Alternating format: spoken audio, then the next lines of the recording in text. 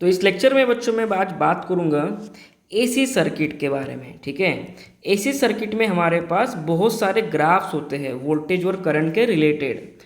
तो ग्राफ को कैसे याद रखना, ठीक है, रजिस्टर में कौन लीड करता है, कैपेसिटर में क्या होता है, इंडक्टर में कौन लैग या लीड करता है, तो ये सब सवालों के जवाब मैं इस वीडियो में दूंगा और हार्डली 3 या 4 मिनट में मैं पूरा कॉन्सेप्ट आपको याद करवा कर दे दूंगा। सिंपल सी बात है। पहली बात तो ये है कि मैं एक एक एलिमेंट के लिए लेता हूँ। पहले तो प्योर रजिस्टर के लिए लेता हूँ। प्योर रजिस्टर का मतलब ये नहीं होता कि रजिस्टर बहुत अच्छा है या क्लीन है, नहीं।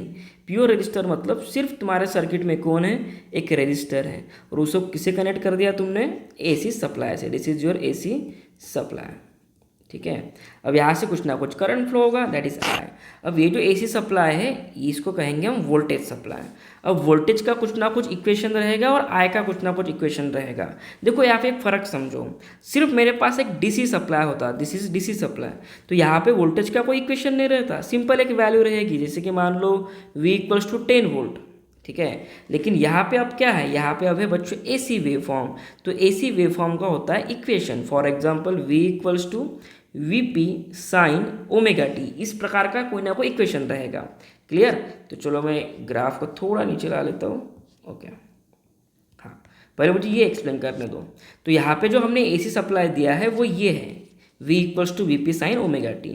तो और यहाँ पे करंट का जो इक्वेशन आता है, करंट का जो इक्वेशन आता है वो आता है IP sin ω t। अब जरा इन दोनों वेव फॉर्म को, सॉरी दोनों इक्वेशन को देखो, इसमें कुछ क्या डिफरेंस दिखाई दे रहा है, इसमें सिर्फ मुझे एक ही डिफरेंस दिखाई दे रहा है, यहाँ पे VP है तो यहाँ पे IP है।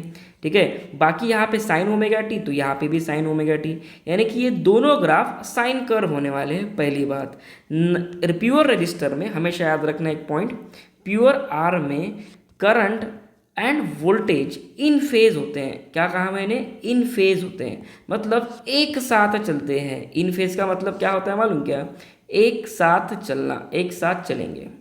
ठीक है, एक साथ चलेंगे। अब जरा देखो इनके ग्राफ कैसे होते हैं। और एक चीज़ हमेशा याद रखना, करंट का ग्राफ कंपेरेटिवली वोल्टेज से साइज में या फिर पीक वैल्यूज में कम रहेगा या छोटा रहेगा। ठीक है, देखो अभी यहाँ पे मैं ग्राफ ड्रॉ करता हूँ। यहाँ पे ऑलरेडी मैंने सर्किट ड्रॉ किया है, ये मैंने इंटरनेट से उठाया, तो ये भी आपको कहीं ना कहीं तो मिल ही जाएगा इंटरनेट पे। देखो ये रेजिस्टिव सर्किट का ग्राफ देखो क्या कहना है। तो यहाँ पे ये जो ऊपर का ग्राफ है दिख रहा है, पहली बात तो ये ग्राफ का शेप जो है ये ऐसा क्यों है, ये इस टाइप के ग्राफ को कहते हैं बच्चों साइनोसाइडल ग्राफ या साइन कर्व। ओके, तो हमारे इक्वेशन में देखो क्या था, हमारे इक्वेशन में ये साइन का ग्राफ आया था, तो इसलिए ये इक्वेशन कुछ ऐसे बना या ग्राफ कुछ बच्चों ऐसे बना। ठीक है, this is the graph of sine curve. अब इसमें इंपॉर्टेंट चीज़ क्या है, देखो यहाँ पे करंट का ग्राफ देखो कहाँ से स्टार्ट हुआ, दोनों का ग्राफ देखो, दोनों का, ये नीचे वाला करंट का ग्राफ है, ऊपर वाला जो ग्राफ है ये वोल्टेज का ग्राफ है ना। दोनों ग्राफ एक साथ स्टार्ट हो रहे हैं और दोनों ग्राफ एक साथ खत्म भी हो रहे हैं। ये देखो एक साथ दोनों खत्म हो रहे हैं एक ही जगह पे, तो इसको कहते हैं इन फेज रहना। इसको क्या कहते हैं, इन फेज रहना। तो रेजिस्टिव सर्किट में ये होता है। और एक चीज़, यहाँ पे करंट का ग्राफ देखो छोटा है कंपेरेटिव आर के कंपेरिजन में, सॉरी वोल्टेज के कंपेरिजन में रेजिस्टेंस का, सॉरी करंट का ग्राफ देखो क्या है, कम है, साइज में कम है, ये पीक वैल्यू कम है। तो मैंने बताया था रीज़न, जनरली सर्किट में करंट क्या होता है बच्चों, कम होता है कंपेरेटिव वोल्टेज। अब यहाँ पे ये वाले ग्राफ पे आते हैं, तो ये ग्राफ किसका है मुझे देखना तो, इंडक्टर का। हाँ, जब तुम प्योर इंडक्टर को यानी कि प्योर एल को एसी सप्लाई लगाते हो तो पहली बात तो डायग्राम कुछ ऐसे दिखाई देगी, this is your inductor which is connected to AC supply. Okay, inductor का ये इंडक्टेंस एल और इसमें से करंट फ्लो होगा आई। तो हमेशा याद रखना बच्चों, इंडक्टर क्या करता है, करंट को रिड्यूस करता है या फिर चेंज इन करंट को अपोज करता है।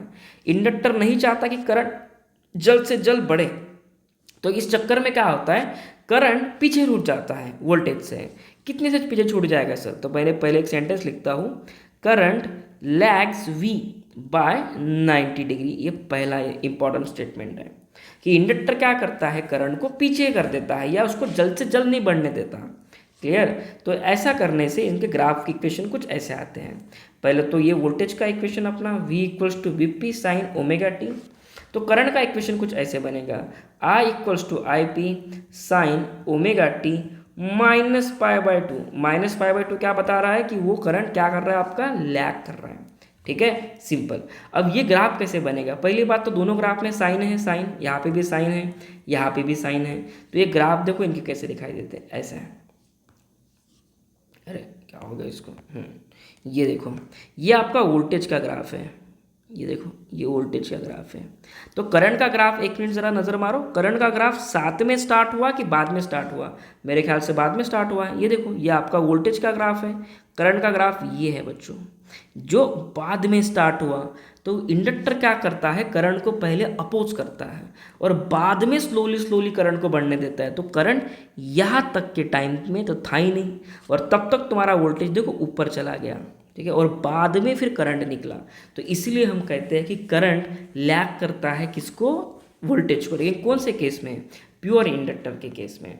थर्ड केस लेंगे बच्चों हम यहाँ पे प्योर कैपेसिटेंस की, प्योर कैपेसिटेंस की, ठीक है। तो मेरा आर और एन सेम ही दिखता है कुछ, प्योर सी। तो इसके डायग्राम पहले ड्रॉ कर लेंगे, दिस इज कैपेसिटेंस सी, और इसको क्या कनेक्ट करेंगे हम, एसी सप्लाई। इसको क्या कनेक्ट करेंगे हम, एसी सप्लाई। तो ये सी, और इसमें से क्या फ्लो होगा बच्चों, करंट।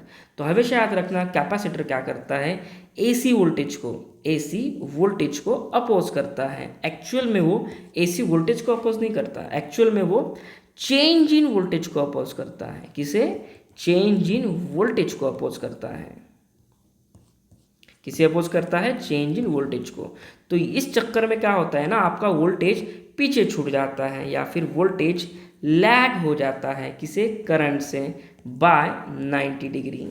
तो यहाँ पे जो ग्राफ है जरा देखो यहाँ पे करंट का ग्राफ देखो पहले स्टार्ट हुआ है। एक्चुअली ये ग्राफ यहाँ से स्टार्ट नहीं होता, ये ग्राफ बच्चों ऐसे स्टार्ट होता है।